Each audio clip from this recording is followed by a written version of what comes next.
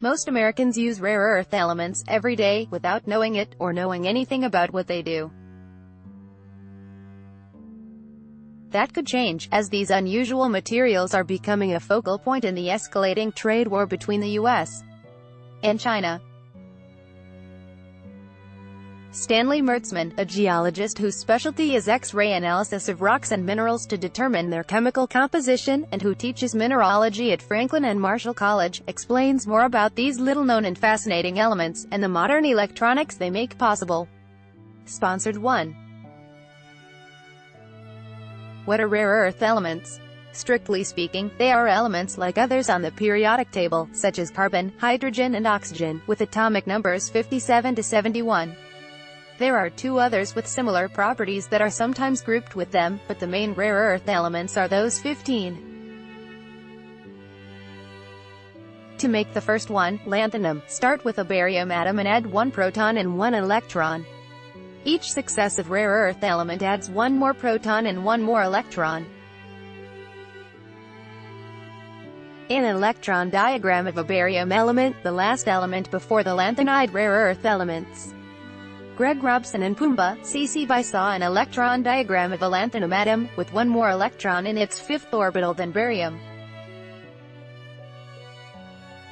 Greg Robson and Pumbaa, C.C. by saw cerium has 1 more electron in its 5th orbital, and 1 more in its 4th than barium.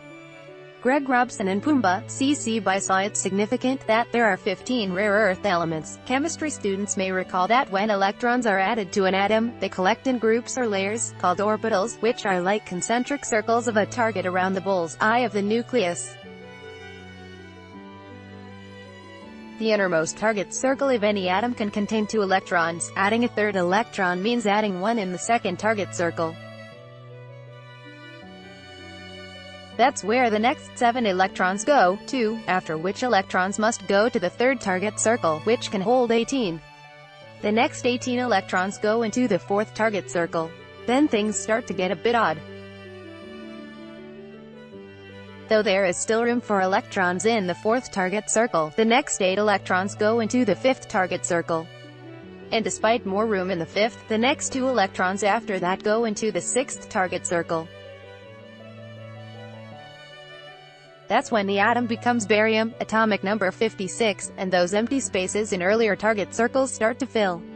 Adding 1 more electron, to make lanthanum, the first in the series of rare earth elements, puts that electron in the fifth circle.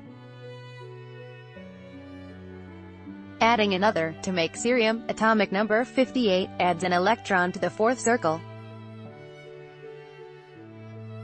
Making the next element, praseodymium, actually moves the newest electron in the fifth circle to the fourth, and adds 1 more. From there, additional electrons fill up the fourth circle. In all elements, the electrons in the outermost circle largely influence the element's chemical properties. Because the rare earths have identical outermost electron configurations, their properties are quite similar. 2. Are rare earth elements really rare? No. They're much more abundant in the Earth's crust than many other valuable elements. Even the rarest rare earth, thulium, with atomic number 69, is 125 times more common than gold. And the least rare rare earth, cerium, with atomic number 58, is 15,000 times more abundant than gold. The rarest rare earth element, thulium. C.C. by they are rare in one sense, though. Mineralogists would call them dispersed, meaning they're mostly sprinkled across the planet in relatively low concentrations. Rare earths are often found in rare igneous rocks called carbonatites. Nothing so common as basalt from Hawaii or Iceland, or andesite from Mount Street. Helens or Guatemala's volcano Fuego.